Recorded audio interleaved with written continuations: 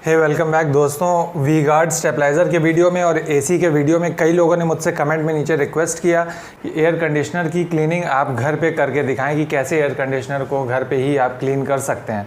तो दोस्तों वैसे तो एसी जो है वो टेक्नीशियंस और सर्विसमैन ही उसको सर्विस करते हैं, उसे साफ़ करते हैं। उसकी वजह ये होती है कि उन्हें थोड़ी सी नॉलेज आपसे ज़्यादा होती है, प्लस एयर कंडीशनर भारी भी काफ़ी होता है, इसलिए आप अकेले अगर आप चाहें तो आप सर्विस नहीं कर पाएंगे। आपके पास एक दो लोग और ज़रूर होने चाहिए अगर आपको जानकारी है उसके बाद भी, क्योंकि एसी भारी बहुत होता है और जैसे ही आप एसी को बाहर यूनिट से निकालते हैं तो एकदम से वजन बहुत ज़्यादा होता है। एक आदमी के बस की बात नहीं होती उसे संभालना। फिर भी मैं आपको बता रहा हूँ कि आप घर पे एयर कंडीशनर कैसे क्लीन कर सकते हैं, अकेले आप कैसे क्लीन कर सकते हैं। और अगर आप इस तरह एयर कंडीशनर को अपने क्लीन कर देंगे हर 1-2 महीने में एक बार, तो आपको जल्दी सर्विस की ज़रूरत ही नहीं पड़ेगी। हो सकता है 2-3 साल बीत जाएं और आपको सर्विस ना पड़े। तो पहले तो मैं आपको थोड़ा सा टेक्निक बता देता हूँ। एयर कंडीशनर में इधर जो है ये सक्शन वाला एरिया होता है, यहाँ से एयर कंडीशनर हवा जो है रूम की आपके सक करता है और वही हवा रोटेट हो करके जो चिल्ड पाइप्स होते हैं उनके थ्रू वही हवा ठंडी हो करके वापस इस जगह से बाहर आती है। तो जब सकिंग इस जगह से जब सकिंग होती है तो जाहिर सी बात है एयर के साथ साथ यहाँ पे डस्ट भी सक हो जाती है। डस्ट भी यहाँ पे एयर कंडीशनर आपका खींच लेता है।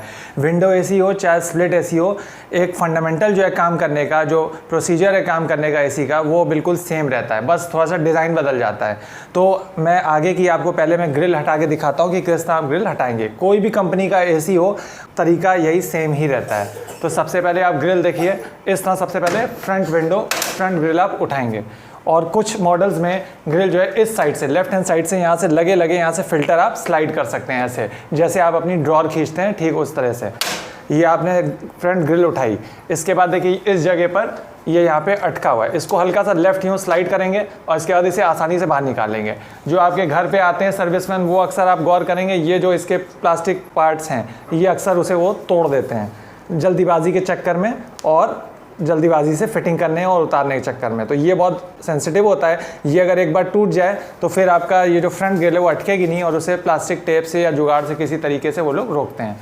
तो ये मैंने फ्रंट ग्रिल हटा दिए, इसको हम लोग ले चल के बाथरूम में या कहीं जहाँ वाटर का प्रेशर जहाँ तेज़ हो उस जगह पर हम लोग ले जाके टैप के नीचे या जहाँ पे भी आप गार्डन में इसे वॉश कर सकते हैं। अभी हम लोग इसे बाहर ले चलेंगे, अभी हम इसे अलग रख देते हैं। फ्रंट ग्रिल के बाद ये आपका फ़िल्टर लगा हुआ है, छन्नी जैसा फ़िल्टर है। मैंने अपने पिछले वीडियो में बताया भी था, जब खींचता है एसी तो यहीं पर सारी डस्ट अटक जाती है। और अगर आप इस फ़िल्टर को ज़्यादा लंबे समय अगर आप साफ़ नहीं करते, इस फ़िल्टर को आप हर हफ्ते 10 दिन में एक बार इसे बस यूँ निकालें ऐसे और इसे पानी से टैप के नीचे तेज़ प्रेशर के नीचे बस वॉश कर दें। जैसे डस्ट इधर लगी है तो आप इस साइड से पानी के प्रेशर से इसे वॉश कर दें, डस्ट सारी निकल जाएगी। अभी हम लोग इसे भी साफ़ करेंगे। अब अगर आप इसे लंबे समय तक साफ़ नहीं करते, कुछ लोग जैसे साफ़ नहीं करते हैं, तो क्या होगा, डस्ट यहाँ से भी छन के, इसके पोर्स बहुत ज़्यादा महीन नहीं होते हैं। देखिए मेरे हाथ में भी डस्ट लग गई है, इसके पोर्स बहुत ज़्यादा महीन नहीं होते, यहाँ से छन करके डस्ट आगे आपके इवेपोरेटर कॉइल, ये इवेपोरेटर कॉइल है, आपको यहाँ पे पाइप्स दिख रहे हैं लाइन से, और ये एल्युमिनियम की फिन्स होती हैं।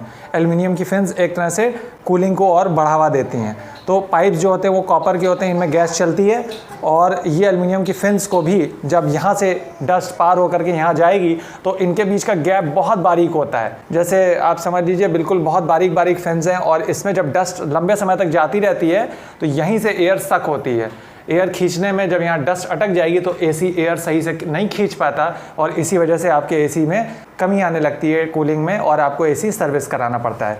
अगर आप हफ्ते 10 दिन में खुद ही अगर आप इसे साफ़ कर देंगे तो आपको ये यहाँ पे ज़्यादा डस्ट मिलेगी ही नहीं। जैसा कि आप देख रहे हैं मेरे इस एसी में यहाँ पे ज़्यादा डस्ट नहीं है, हालांकि हल्की डस्ट है क्योंकि इस सीज़न में गर्मियों में मैं इसे पहली बार मैं साफ़ करने जा रहा हूँ। तो चलिए अब मैं दिखाता हूँ आपको इस पोर्शन को कैसे साफ़ करना है। इस पोर्शन को साफ़ करने के लिए हम लोग लेंगे एक मग वाटर और एक पुराना टूथब्रश और हम लोग इसे साफ़ करते वक्त ये भी ध्यान में रखना है कि ये फिन्स मुड़ने ना पाए, बहुत सेंसिटिव होती हैं। अगर हमने कस के अगर उंगली से भी दबा भी दिया तो ये फिन्स मुड़ जाएंगी। जब एक बार फिन्स मुड़ जाएंगी तो जाहिर सी बात है उस जगह से एयर सक नहीं कर पाएगा एसी। तो धीरे धीरे एसी की जो सकिंग पावर है, एयर खींचने की जो पावर है, रूम की गर्म एयर, वो धीरे धीरे कम होती जाती है। सर्विसमैन जब आते हैं जल्दी तो ये सारी आपकी फिन्स मोड़ देते हैं। आप कई लोग देखेंगे एसी के पीछे बैक साइड पे भी कंडेंसर में इसी टाइप की फिन्स होती हैं। वो फिन्स और आगे की फिन्स टेक्नीशियंस जल्दीबाजी में मोड़ देते हैं। ये फिन्स मुड़नी नहीं चाहिए, ये फिन्स बिल्कुल ऐसे वर्टिकल बारीक बारीक गैप सब में होना चाहिए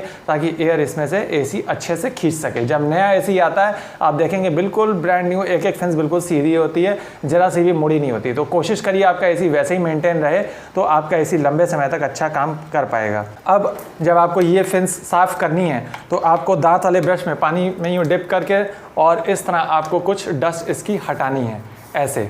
लेकिन आप देख रहे हैं ये ग्रिल हमें दिक्कत कर रही है, तो कुछ लोग लगे में भी कर लेते हैं साफ़ बचा के, और कुछ लोगों को ये दिक्कत आती है। तो मैं दिखा रहा हूँ कि आप ये फ्रंट ग्रिल जो है ये आप कैसे हटाएंगे।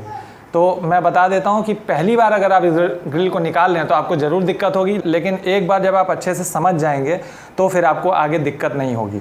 तो मैं बता देता हूँ आपको कि जैसे कि आपके टीवी के रिमोट के पीछे बैटरी वाला कंपार्टमेंट होता है, उसमें जैसे प्लास्टिक के पार्ट्स रहते हैं अटकने वाले, ठीक वैसे ही है। देखिए मैं इस ग्रिल को हल्का सा मैं ऊपर बस कर रहा हूँ, हल्का सा ऐसे ऊपर किया मैंने और ये बाहर हल्का सा खींचा। मुझे मालूम है कि कहाँ पे इसके अटकने वाले पार्ट्स हैं, तो मैं वैसे ही ऊपर करके, और ठीक इसी तरीके लेफ्ट हैंड साइड पर भी इसको हल्का सा इस तरफ लेफ्ट हैंड साइड और मैं हल्का सा स्ट्रेच कर रहा हूँ, और स्ट्रेच करके इसे धीरे धीरे ग्रिल को मैं डिटैच कर रहा हूँ। और कुछ मॉडल्स में, इस मेरे मॉडल में एसी के पीसीबी जो है इसी में अटैच रह जाएगी, केवल ग्रिल बाहर आ जाएगी।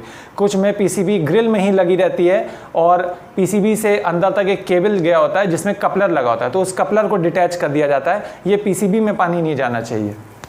तो अभी हम ग्रिल पहले निकालते हैं। ये देखिए ये हल्का हल्का धीरा हुआ और बहुत ही हल्के हाथ से, कभी भी इसमें ताकत नहीं अप्लाई करेंगे, बहुत सेंसिटिवली इसे निकालेंगे कि ये टूटने ना पाए।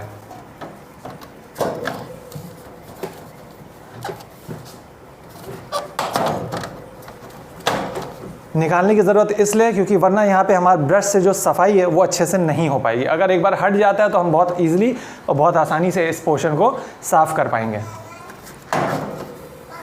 ये देखिए ग्रिल मेरे हाथ में आ गई है, और मैं बता भी देता हूँ जो मैंने अपने पुराने वीडियोस में ओरली बताया था।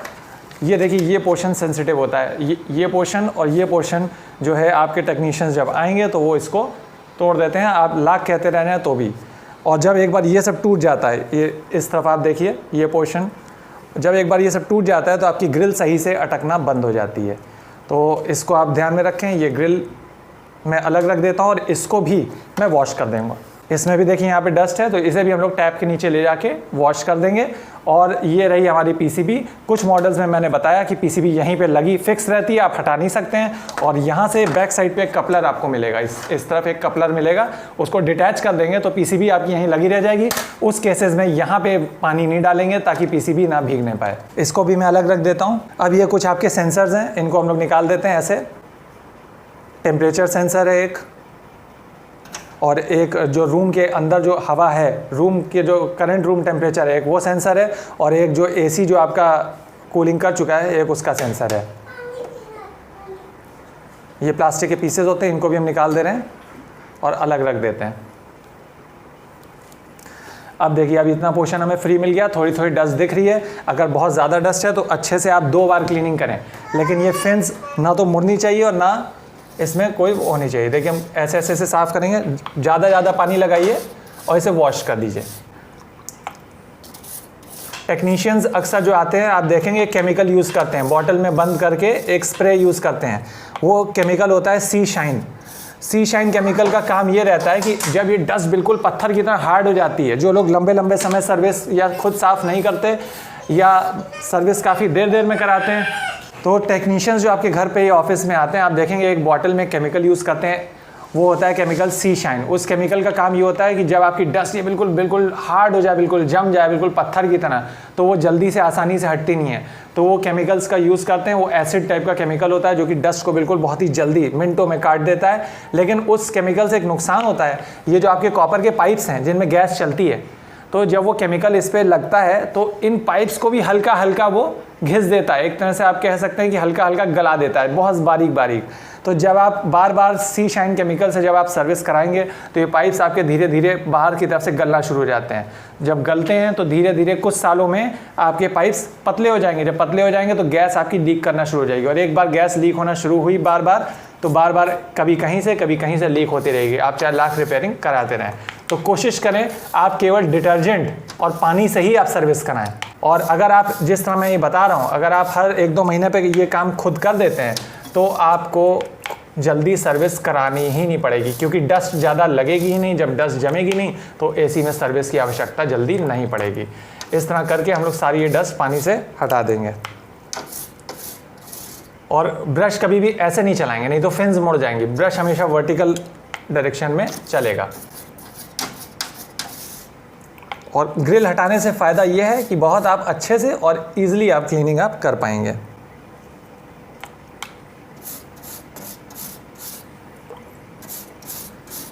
स्प्लिट एसी में भी इसी तरह ही होती है, उसमें भी आगे का फ़िल्टर इसी तरह हटाया जाएगा। उसको मैं किसी और वीडियो में आपको दिखाऊंगा, लेकिन प्रोसीजर यही रहता है उसमें भी।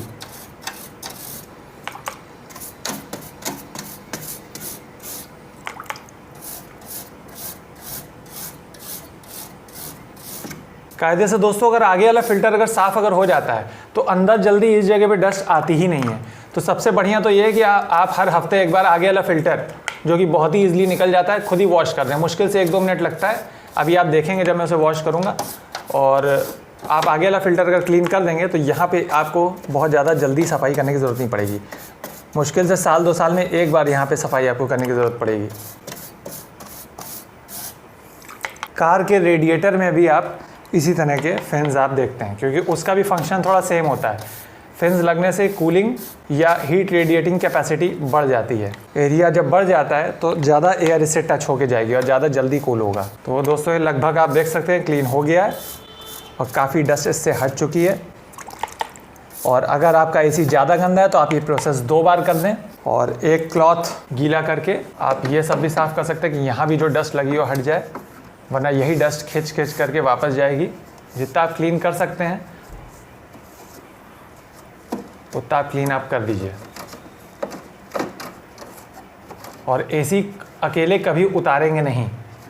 एसी सर्विस वाले में भी कुछ नहीं होता। आगे की ग्रिल लगा के देखिए आप, इसी तरह आप एसी को पीछे आप खींचेंगे और ये स्लाइड हो जाएगा।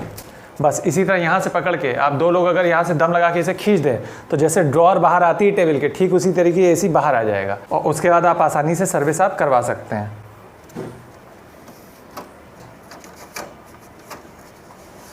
ये आपकी स्विंग है जो नाचती है, एयर को इधर उधर रोटेट करती है। सब तरफ से मैंने डस्ट अच्छे से मैंने पोंछ दिया है।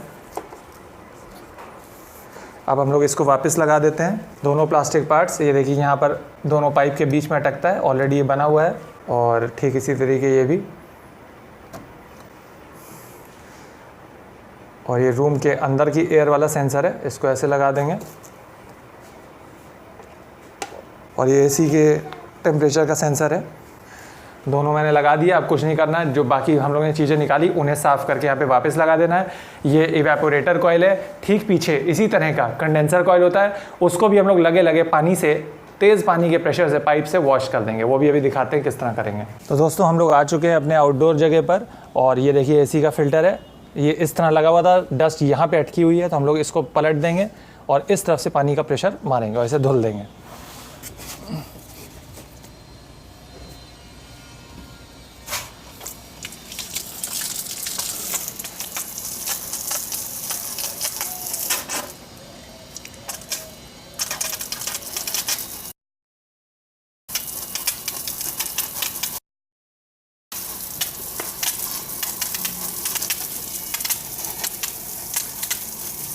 देखिए डस्ट सब निकल रही है।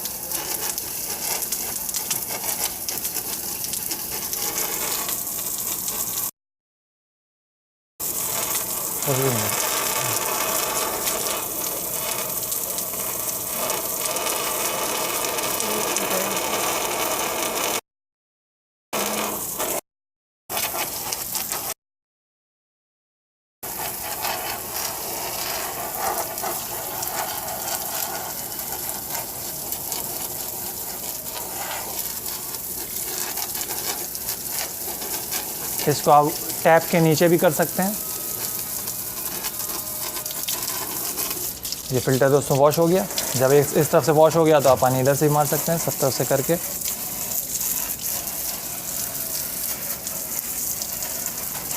और इसको एक बार इस तरह छिटक देंगे ताकि पानी इससे हो जाए। फिर आप साइड में खड़ा करके रख दिए, थोड़ा पानी इसका सूख जाए, उसके बाद इसे आप लगा सकते हैं। इसको हम लोग साइड में रख देते हैं। अब आ जाते हैं अपनी फ्रंट ग्रिल पर। इस पर देखिए काफ़ी डस्ट लगी हुई है सब तरफ, इसको भी उठा के वॉश कर देंगे।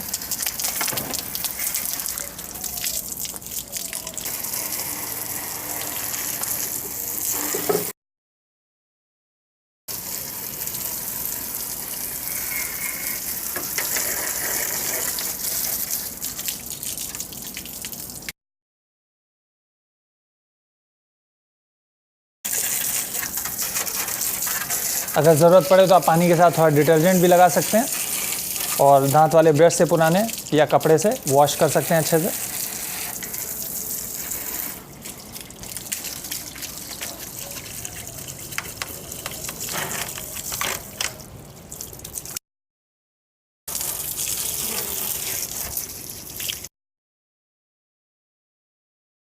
अच्छा,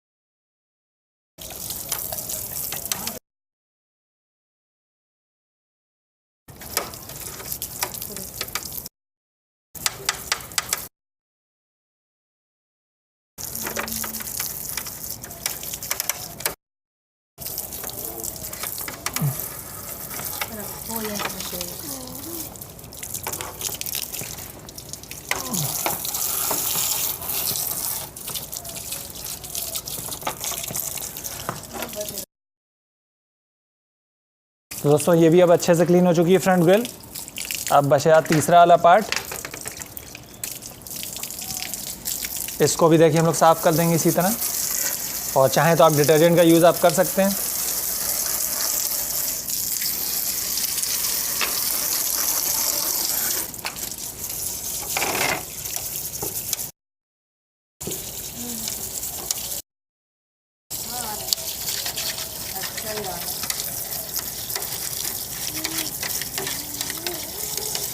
इस सब को साफ़ नहीं करेंगे तो ये डस्ट भी आपकी एसी के अंदर ही जाएगी, इसलिए पहले आप इसे साफ़ कर दें अच्छे से।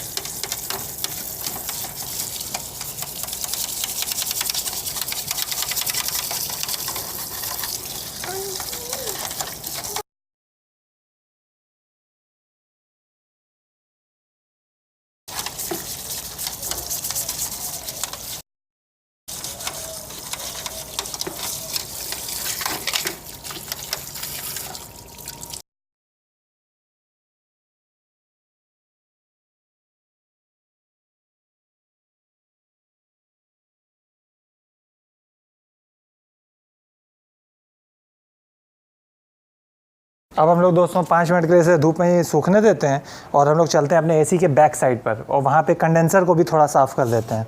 तो दोस्तों आ चुके हम लोग एसी के अपने बैक साइड पर। एसी के गाइड वाले वीडियो मैंने बताया था कि एसी के पीछे से और बैक साइड में कम से कम 2 से 3 फीट खाली जगह होनी चाहिए, क्योंकि यहाँ से काफ़ी गर्म एयर यहाँ से निकलती है और अगर एयर यहाँ पे अगर ठीक पीछे अगर दीवार अगर होगी, करीब में ही अगर दीवार अगर होगी तो आपका एसी सही से काम नहीं करेगा। तो हम लोग आ चुके हैं एसी के अपने बैक साइड पर। दोस्तों यहाँ पे भी डस्ट इकट्ठा हो जाती है, क्यों? क्योंकि जब अंदर से और इधर साइड से जब एयर जब खींचता है इसको ठंडा करने के लिए, तो भी डस्ट अंदर से अटक जाती है, अंदर से आगे इन्हीं फिन्स में अटक जाती है। तो अंदर से और बाहर से इसे वॉश करना ज़रूरी है, लेकिन आप अंदर से तो वॉश बिना एसी उतारे नहीं कर सकते हैं, लेकिन आप लगे लगे में एसी के बैक साइड से अगर यहाँ पे आप तेज़ पानी का प्रेशर मार देंगे और हर महीने 2 महीने में एक बार मार देंगे तो एसी जल्दी आपका सर्विस मांगेगा ही नहीं। तो चलिए जल्दी से इसे वॉश करके दिखाते हैं। ये होता है कंडेंसर कॉइल और ये भी कॉपर के पाइप्स हैं और वैसे ही एलुमिनियम फिन्स हैं जैसे कि अंदर की साइड है। और अगर आप चाहें तो आप मोटर भी ऑन करके तेज़ पानी के प्रेशर से भी इसे वॉश कर सकते हैं।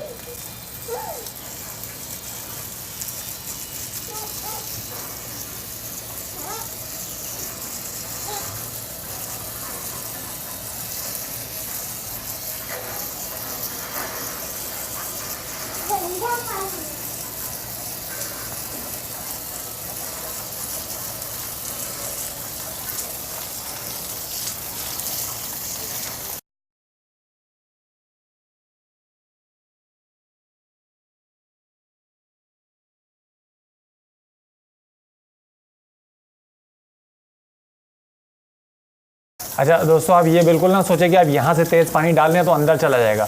अंदर पानी जाने के लिए 3-4 और बीच में वॉल्स टाइप की जगह होती हैं जहाँ पे पानी अंदर नहीं जा सकता। ये वाला कॉइल होता है, ठीक उसके बाद अंदर जो ये कंडेंसर वाला फ़ैन होता है, उसके बाद एक दीवार होती है, पूरा एक अलग कंपार्टमेंट, अंदर और बाहर का अलग अलग चेम्बर बना रहता है, जिस वजह से ये पानी आपका रूम के अंदर नहीं जाएगा। आप इजीली इत्मीनान से खूब तेज़ पानी के प्रेशर से आप इसे वॉश कर सकते हैं। जितना पानी का प्रेशर तेज़ रहेगा उतना अच्छा रहेगा। यहाँ ब्रश लगाना संभव नहीं है, वरना ये सब चीज़ें आपकी दिक्कत करेंगी। अगर बहुत ज़्यादा गंदा है, डस्ट अगर अटकी हुई है, पानी के प्रेशर से नहीं अटक रही, तो आप बचा के दांत वाले ब्रश से आप इसको भी साफ़ कर सकते हैं। लेकिन आपकी फिन्स यहाँ की भी मुड़नी नहीं चाहिए। अब जाहिर सी बात है दोस्तों, अगर मान लीजिए केवल 10 ही 15 20 दिन महीने भर पुरानी डस्ट है तो आपकी पानी के प्रेशर से ही हट जाएगी। लेकिन अगर साल 2 साल पुरानी डस्ट अगर हो गई है, बिल्कुल जम गई है, तो आपकी पानी के प्रेशर से ईजिली नहीं जाएगी। आप चाहें तो स्प्रे बॉटल में डिटर्जेंट भर करके और डिटर्जेंट स्प्रे करके और उसके बाद डिटर्जेंट और पानी से भी वॉश कर सकते हैं। डिटर्जेंट से कोई नुकसान नहीं होगा एसी को। और अभी मैं एसी में अंदर की साइड चलूँगा और दिखाऊँगा कि अंदर की साइड आपका पानी बिल्कुल भी नहीं आया होगा। लगभग ये वॉश हो चुका है, डस्ट पूरी हट चुकी है। और अगर आपकी डस्ट ज़्यादा है तो आप ज़्यादा देर तक इसे वॉश करें। मेरा काम यहाँ पे हो गया है। अब हम लोग चलते हैं अंदर और जितना हम लोगों ने सामान सब निकाला था आगे का, फ़िल्टर और फ्रंट ग्रिल, वो सब वैसे के वैसे ही वापस लगा देंगे। और ये सब करने से पहले आप एसी का मेन जो प्लग है उसको आप बाहर निकाल दें, ज़्यादा बेहतर है। कहीं हल्का फुल्का अर्थिंग आ रही हुई तो करंट वरेंट लगने का जो डर है वो ख़त्म हो जाएगा। आप प्लग को निकाल के ये काम करें। तो ज़्यादातर जो फ्री सर्विस मिलती है आपको एसी नया खरीदने के बाद, आप देखेंगे टेक्नीशियन आएंगे और ड्राई सर्विस करते हैं। तो ड्राई सर्विस में मेहनत कम होती है, वेट सर्विस में दोस्तों मेहनत ज़्यादा होती है, क्योंकि एसी उतारना पड़ता है और काफ़ी मेहनत करनी पड़ती है, इसलिए वो लोग वेट सर्विस से बचते हैं। तो आप हमेशा वेट सर्विस ही कराएं, ड्राई सर्विस का ज़्यादा कोई मतलब होता नहीं है। ड्राई सर्विस से ज़्यादा अच्छा ये है कि आप खुद ही इस तरह अपना एसी अच्छे से साफ़ कर दें। डस्ट जहाँ जहाँ भी हल्का फुल्का अटकी आप हटा दें, वरना एसी उसे अंदर ही खींचेगा। और उसका एक तरीका ये है कि एसी वाला रूम जो है वो थोड़ा अगर साफ़ रहे तो भी इसमें आपको हेल्प मिलेगी। जब रूम साफ़ रहेगा तो डस्ट ज़्यादा रूम में रहेगी नहीं, तो ज़्यादा एसी ये सब डस्ट खींचेगा ही नहीं। तो दोस्तों सब कुछ लग चुका है। अब बारी है दोबारा फ्रंट ग्रिल फिट करने की। और फ्रंट ग्रिल देखते हैं आप, यहाँ पे होल्स हैं, यहाँ पे एक अटैचमेंट है, यहाँ एक है, यहाँ है, आपको अंदाज़ा मिल गया होगा। हल्का हल्का प्लास्टिक को हम लोग हाथ से स्ट्रेच करेंगे और इसको लगाएंगे। ये आ गई फ्रंट ग्रिल, देखिए साफ़ हो चुकी है। इसको हम खोल देते हैं ताकि पीसीबी हल्की सी अटक जाए। और अब हम लोग इसे लगाना शुरू करते हैं। एक तरफ से हम लोग पहले इधर से राइट हैंड साइड से पहले लगाएंगे। और ये वायर भी यहाँ पे एक ओपनिंग बनी रहती है इस जगह पर, इस जगह से वायर यहाँ पे पास करा देंगे। जल्दीबाजी बिल्कुल नहीं करेंगे, नहीं तो आपका ये प्लास्टिक की ग्रिल टूट जाएगी। ठीक है, इधर से सही से लग गई। अब हम लोग हल्का हल्का प्लास्टिक देखिए स्ट्रेच करें और इधर से ऐसे से अटका रहे हैं। अब यही काम है इस तरफ। और कुछ ग्रिल्स में इधर इधर एक एक स्क्रू भी होता है, तो उस स्क्रू को आप पहले खोलेंगे और तब आप ग्रिल निकालेंगे और लगाएंगे और वापस स्क्रू को लगा देंगे। इस केस में यहाँ पे स्क्रू लगाने की जगह तो है, लेकिन मैंने स्क्रू नहीं लगाया था क्योंकि ग्रिल वैसे ही काफ़ी मजबूती से अटकी रहती है। और यहाँ पे भी आप चाहें तो एक स्क्रू लगा सकते हैं, लेकिन अगर आप स्क्रू लगा रहे हैं तो नेक्स्ट टाइम निकालते वक्त आप ध्यान रखें, ग्रिल को निकालने से पहले सारे जो भी स्क्रूज लगे हैं वो आप पहले खोलेंगे। एक स्क्रू यहाँ है, एक स्क्रू यहाँ लेफ्ट हैंड साइड पर है इस जगह पर, और एक स्क्रू की जगह यहाँ पे राइट हैंड साइड पर भी है। तो स्क्रूज अगर लगे आप चेक कर लें, स्क्रूज अगर लगे तो आप पहले स्क्रूज को खोल दें, 3 स्क्रूज, एक यहाँ एक राइट एक लेफ्ट, उसके बाद ही आप ग्रिल को बाहर निकालें। तो ये दोस्तों फ्रंट ग्रिल लग गई है। अब केवल फ़िल्टर लगाना है। फ़िल्टर अच्छे से वॉश हो चुका है और फ़िल्टर देखिए इसी तरह बस यूँ सिंपली अटक जाता है, छन्नी की तरह काम करेगा कि डस्ट आपके एवेपोरेटर कॉइल पर ना जाए। अब फ्रंट ग्रिल के ऊपर का सबसे ऊपर का अटैचमेंट, इसको जैसे निकाला था याद है आपको, हमने लेफ़्ट इस तरफ किया था, उसके बाद इसे बाहर निकाला था, सीधे इस तरह इंसर्ट कर देंगे और उसके बाद इसे राइट में स्लाइड किया इस तरह, और इसके बाद बस इसे सिंपली छोड़ दिया और छोड़ के यहाँ पर इसको हल्का सा प्रेस किया और ये लॉक हो गया और ये भी बंद हो गई।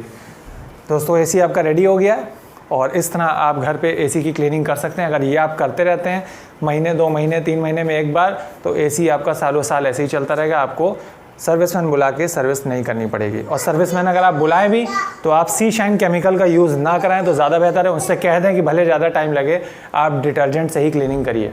तो एसी के जो आपके कॉपर के जो पाइप्स हैं उनकी लाइफ बनी रहेगी, वो गलेंगे नहीं अगर आप केमिकल नहीं यूज़ करेंगे, और एसी आपका लंबे समय तक चलता रहेगा। तो चलिए अब एसी को ऑन भी करके देख लेते हैं कि सब कुछ ठीक है कि नहीं।